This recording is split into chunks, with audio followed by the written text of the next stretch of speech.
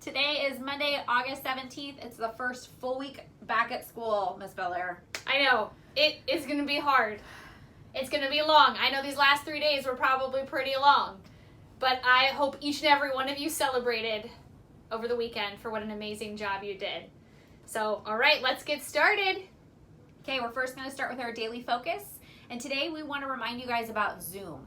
So as we go over these expectations, we want you to remember that we can see you all. You're not in a magic bubble. All the time. All the time.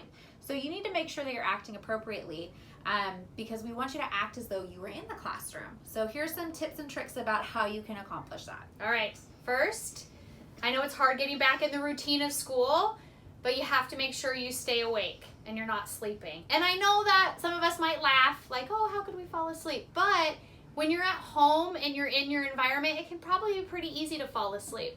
So you just have to make sure that you stay awake, which means you need to get plenty of rest, and make sure you eat breakfast and do all those things before your school day starts.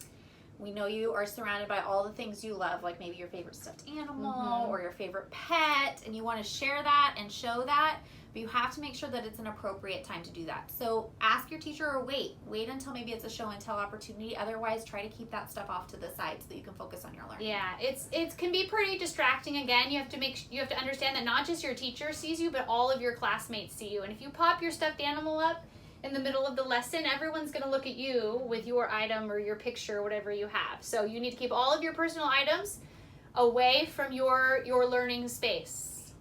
The other important thing to remember is that it's important to stay on those calls. Now, if you have something like a doctor's appointment or something that you have to leave the call, make sure your parent lets your teacher know. But otherwise, try to make sure that you're staying on the call and not hopping on and off, because that becomes very distracting for your teacher and for your classmates as we constantly are admitting people and trying to find people in and out of the Zoom meetings. And I want to say, I noticed, because I've been in different classrooms and I've got to say hi to a lot of you when I popped into a class, sometimes you guys just kind of get up and walk away from the frame.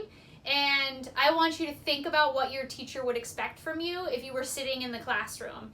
And he or she would not want you to just get up and walk away. They offer you breaks, and those are your time that you go to the bathroom and you do all of those things, which is why it's important. You have all of your materials with you ready to go so you do not get up. So the expectation is, being a leader, is you do not get up and leave once your Zoom has started. You stay in your chair unless your teacher has given you a break.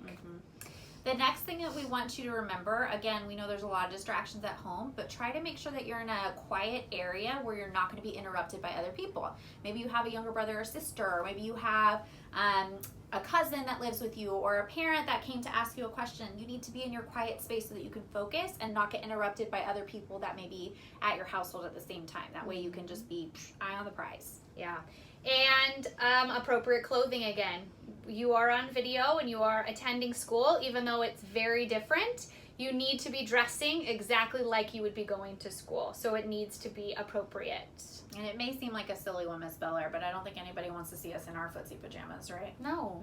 I know they're comfortable, but probably not a good idea, right? Okay, so the next thing that we want to talk to you guys about is making faces and kind of being silly. There's definitely a time and place for that, and I know we are very silly people and we like goofing off, but it's not when we're in the middle of a Zoom meeting. So if you're making faces at the camera and you're trying to get people to laugh, that's not going to be what you would be doing in a normal classroom. So let's refrain from doing that in the Zoom classroom. And you know what really works for me that I take on, Ms. Sanders, is I take myself out of the frame. I want you to try this. I want you, because sometimes it's almost like we're looking in a mirror. Yep. Right? And then we're funny with ourselves. Or again, you don't know that people are watching. I want you to try to put a classmate maybe and there's a way, maybe ask an adult for help to take your picture off. And I think that will help you stay focused a little more on your friends and your peers and your teacher. So I challenge you today to take your picture away to see if it works for you to be more attentive. Sounds like a good idea. And then the last thing we've already touched on a couple of times is taking turns and talking out of turn. So I know that there's been some weird functionality pieces within your Zoom meetings, and your teachers are trying to help you mute and unmute your computers, but make sure that you are not unmuting yourself unless it is your turn to talk, because again, that becomes very distracting, and it doesn't really show your classmates or your teacher much respect if you're playing around and not listening to them. So keep that in mind too. All right.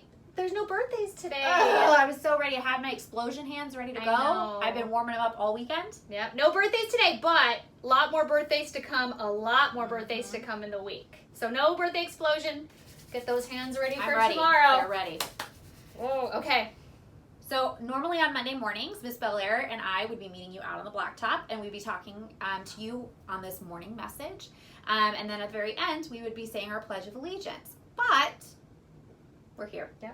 Oh, By I have ourselves. to go get the flag. Oh. Miss Andrew, excuse me. Okay. I'm gonna get the flag. We're gonna and then pause. can you tell some of our kindergartners who have never done the Pledge of Yes, Allegiance we'll before talk about how to do protocol. it? This Okay. is awesome. All Okay, right. so friends, if you've never done the pledge before and it's something that you'd like to participate in, you don't have to, but if you'd like to participate in, what we do is we stand up nice and straight, we face our flag, we put our right hand, my teacher used to always tell me this, your right hand over your left heart.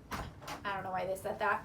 We say salute and pledge. We make sure our hats and hoods are off and we're showing our respect to the flag. And then we say our pledge. We'll say it nice and slow today so that our friends that have never done this before and choose to do it can join us as we go on. So what's really cool about this when we do it in person is we have some friends that are Boy Scouts that come up and lead us in the pledge. It's a very high honor to be able to do that. So unfortunately, since they're not here today, Miss Belair and I will have to do it. Okay. We'll try to get as much of the flag in as we can in our There fill we go. in our frame. And we all always stand up. We always So stand please up. make sure you stand up if you wish to participate with what we're doing right now. Okay, so like my teacher used to tell me, take your right hand, place it over your left heart, and pledge. I pledge allegiance to the flag of the United States of America and to the republic for which it stands, one nation, under God, indivisible, with liberty and justice for all. Good job, you guys. So we'll be doing that every Monday together. All right, Miss Belair, we're on to the final part of our morning message today, which is our goal setting. Okay. So we want to try to tie this back into what we talked about this morning. We have a goal for all of you.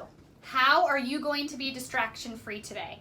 We just talked about all the things that your teachers and ourselves have been noticing as we walk classrooms or see you in your Zooms. So what are you going to do again? I want you to think about yourself and have some reflection time.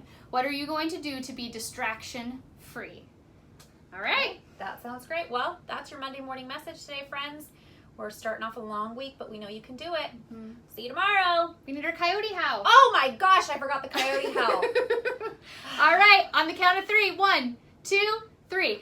Ow! Happy Monday, everybody. All right, now we can leave you. Bye. Bye.